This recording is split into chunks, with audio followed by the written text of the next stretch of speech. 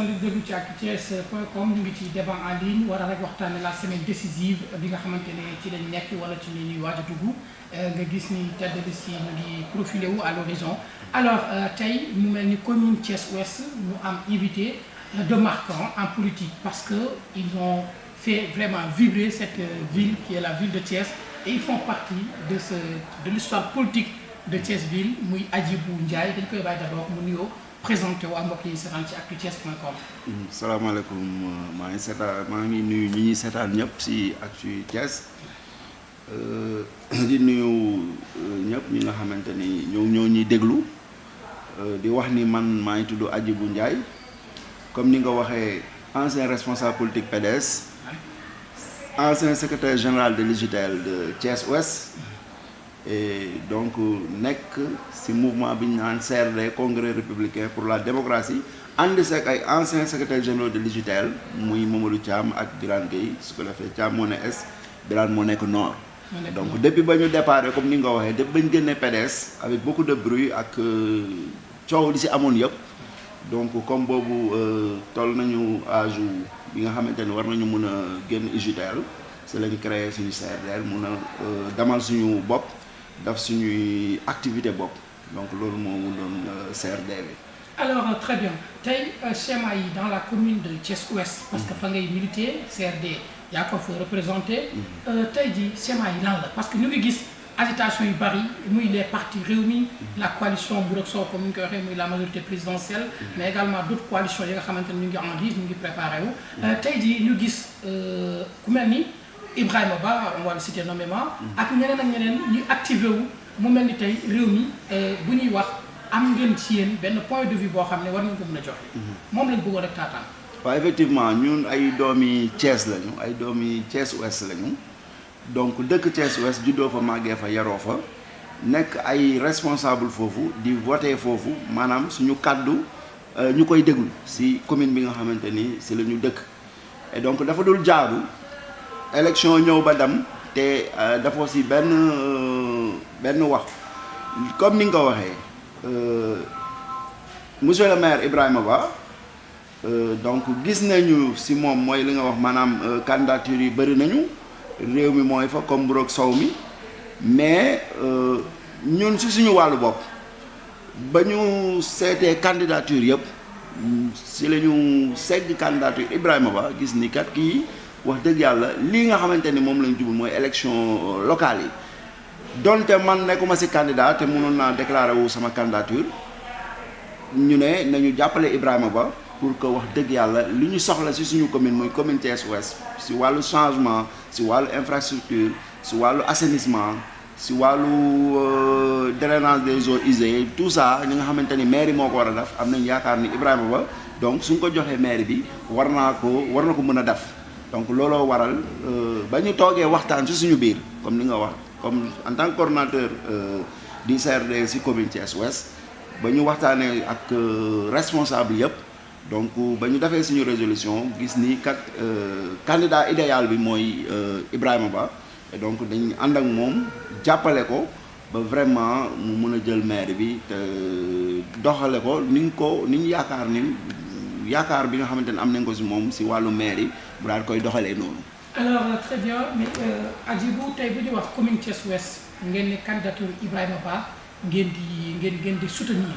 mais lan moo tax ngeen koy soutenir ci kanamu ñu gis fa ay ministres y a les ministres Yankhoba Diattara am na ay directeurs de cabinet am na ay responsables yu bëri ci biir parti Rewmi ñoom Aliou Sow ñu fa dëkk mais également bu ñuy wax ci majorité présidentielle bi ñoom docteur Ndiaye ak ñeneen.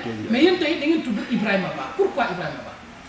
waaw mooy comme ni ma la ko waxee parce que tamit ragal pété day xañ a wërsëg comme ni nga ko waxee ñun yàgg nañu def politique Ibrahima Ba am na expérience collectivité locale lu ñu mën di wax ki nga xamante ni nekk na fi adjoint au maire yàgg naa doxal commune ouest si lu bëree bëri donc su lañ jàpp ni kii nii tey suñ ko joxee maire parce que dañu bëgg un maire bi nga xamante ni day dëkk ak ñun nekk ak ñun tout le temps ñu xam ay mbëbëtam ci wàllu maire bi ak lépp li nga xamante ni bëgg na ko doxal donc looloo tax tey ñun majorité présidentielle bi comme ni nga ko waxee ñoom docteur Ndiaye ku mel ni Yankhoba Diattara ñun ak ñoom amuñu benn problème mais gis nañ ni daal commune bi nga xamante ni moom la ñu yor moom la ñu bokk muy commune Thiès Ouest tey jàpp nañ ni Ibrahima Ba c'est le candidat idéal boo nga xamante ni commune bi suñ ko amee dina ko doxal. waaw. alors est-ce que yow en termes de politique de jeunesse ngay wax. wala politique de développement parce que Ibrahima dañu xaw a gis ni affaire buzz bi da cee bari. 4x4 américain yi fii teg wane piscine yi wane kër yi tey ci loolu yan aspect ngeen di toppee Ibrahima Ba. non ñun nag aspect du ay aspect buzz ak ay aspect yooyu c'est-à-dire collectivité locale comme ni ma la ko waxee sànq dama ne dafa bëri ay pàcc yi nga xamante ni moo si nekk maanaam pàcc yi nga xamante ni mooy éclairage public maanaam gis nañ ni suñu commune nu mu lëndëmee commune bi lëndëm na te vraiment yaakaar nañ éclairage public war nañ see mën a def ay jéego beneen bi muy ramassage des ordures yi nga xamante ni tey collectivité locale maanaam moom moo ko yore moom moo ko amee assainissement donc gis nañu marché yi gis nga nu mel soo demee si marché yi dañuy am problème mu fu ñuy tuuree mbal dañuy am problème mu jafe-jafe yi nga xamante ni dañoo bari si population bi bëri na kon daal jàpp ngeen ni commune jàpp nañ ne commune maire bi fa nekk di Aliou Sow waaw taxawaay bi mu waroon am ci wàllu gestion dafa des waaw maanaam gestion am ñun gis ñu ko maanaam bilan zéro laa mën a waxee si wàllu commune Thiès Ouest commune Thiès Ouest bu Aliou Sow jiite bi nga xamante ni monsieur le maire Aliou Sow moom moo ko jiite gisuñu si benn bilan bi nga xamante ni mun nañ koo teg ne lii maire moo ko fi def rond point Normandie gis nga ko bañ ko démarré léegi gis nga doon rond point ba mel ah ñu ne dañ fay rond point Normandie yow soo dëkkee Thiès nam meloon bu njëkk nga xam ne da ko fa Senghor bàyyi woon ba Abdou Diouf ba Abdoulaye Wade ba si Ousmane Ngom kenn mus koo laal li garaaw ñu ñëw jël rond point Normandie sentiré ko ñu ne déet waaye def ay garab si biir yi nga xam ku mënul arrosé garab munoo yor collectivité locale ay garab yi nga xamante ne ñoo ngi si biir yi garab yi di dee commune Thiès Ouest 18 quartiers yi nga xamante ni normalement quartier bu ne war na am espace vert mais maire bi nga xamante ne mënul arrosé ay garab bi nga xamante ne sa bundu kër daanaka nga bëgg a yor collectivité locale bu mel ni Thiès Ouest mënut a nekk parce que fii Thiès Ouest soo gisee li fi ne si wàllu infrastructure privée yi ñoom ñoo ko fi def donc nee nañu mooy mairie bi nga xamante ni mooy commune bi nga xamante ni vraiment lu mu moo ëpp infrastructure maanaam commune la boo xamante ne neex na defar dafa pare et c'est la troisième commune du Sénégal voilà bu ñuy xool commune bu pare la ba pare soo ko jëlee garage ba fii lépp privé donc soo jógee Dakar sax ñëw da nga naan Thiès parce que fii nu mel dafa am vitrine commune la boo xam dafa am vitrine et donc si on a voilà dafa am porte d'entrée voilà c'est la vitrine de Thiès nga jëlee ko entrée mais elle est mal gérée soo jaaree yoonu Mbourkat bi fii autoroute à péage bi wàccee gis nga foofu sooy dugg day rafet nga jaaree ko tableau commune nga dugg loolu yëpp Thiès Ouest la te vraiment suñu amee maire bu baax yaakaar naa ni loolu dina ko mën a jogante. da ngeen jàpp ne Aliou Sow dafa laaj moom équipe am. non Aliou Sow dafa laaj moom équipe am tey wax dëgg yàlla ñun dañuy wax li may wax sànq rek mooy dañuy wax ni président Idriss Seck. mu bañ a def erreur si ay choix. parce que. waaw parce que am na ndaw bu mel ni Sidi Sare. waaw génn na ni ñàkk a tabb Ibrahima Ba comme tête de liste commune Thiès Ouest moom mooy retraite politique bu Idriss Seck noo koy jàngatee. mais effectivement li mu wax dëgg la parce que moom laa lay wax nee naa la choix dafa am solo te élection yi jëm suffrage direct la maanaam tête de liste mooy doon maire. tête de liste bay doon maire. waaw dafa garaaw. parce que c'est un choix démocratique. maanaam soo fi tegee tête de liste boo xamante ni population bi ànduñoo ak ñoom. vote sanction lañ lay def vote sanction wala abstention. abstention même dans les partis politiques. te bu ñu defee vote sanction yaakaar naa dina profiter ku mel ni Thierno Alassane Sall. waaw effectivement.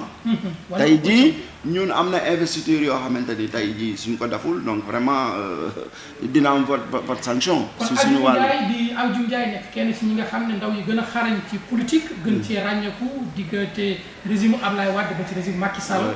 jàpp na ni Ibrahima Ba. di Obama. jàpp ngeen ni moom mooy le candidat idéal. pour la commune de Thiès Ouest.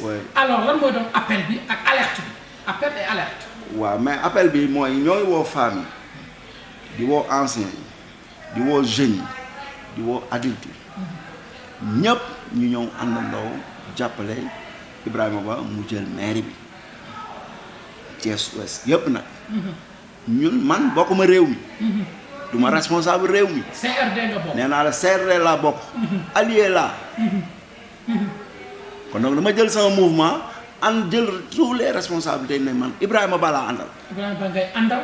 fas yéene ànd ak moom ci projet de société bi nga xamante ni yor na ko pour la commune de Thiès Ouest si programme boo nga xamante ni aussi war nañu ko. alerte bi mooy. alerte bi nag mooy comme li ma la wax sànq. ñu bañ a def choix bi nga xamante ni gars yi duñ si d'accord. waaw choix bi nag mooy wax dëgg yàlla def choix bi nga xamante ni moom la population bi soxla. moom la population bi laajte. te wax dëgg yàlla li may wax chaque jour mooy ne. Macky Sall dafa jël Thiès teg ko ci loxo Idriss Seck. kon donc ñu fexe ba am choix boo xamante ne wax dëgg yàlla Thiès waa yëpp dinañ ci gis seen bopp. surtout suñu commune bi parce que commune bi dañ ko bokk ak mouvance présidentielle comme ni nga ko waxee sànq. mooy Mburok Sow mi. gis ni xëccoo bi commencé naa am ku nekk samp na ndëndëm dam mais daal ñun daal wax dëgg yàlla Ibrahima Ba moom la ñu àndal si élection locale yi nga xamante ni moom lañ jëm. le 23 janvier 2021. di ñaan yàlla may ñu si ndam. ba nga xamante ni tey programme bi nga xamante ni fas yéene koo yéene pour tegal ko Thiès Ouest avec le candidat Ibrahima Ba. donc mu le dernier mot. kàddu gu mujj gi waaw kàddu gu mujj gi mooy leen lay sant waa Grand Thiès sant waa commune Thiès Ouest yëpp. parce que dans chaque zone am nañ fa ay cellules yi nga xamante ni tey. bala ñu doon organiser émission bi waxtaan nañu suñu biir ba tànn ci candidat yi comme ni nga ko waxee sànq candidat yi bëri nañu. naa est am nord. waaw waa est daañu wax waa nord daañu wax. waa est dinañu wax waa nord dinañu wax. mais man en tant que coordonnateur de l'ouest. ba ñu toogee waxtaan. wax ak candidat yëpp segg candidat yëpp. ñu ne résolution bi ñu def mooy Ibrahima Ba c'est le candidat idéal. xarit yi di la leen débat en ligne indi loon monsieur Kourou ak Adjil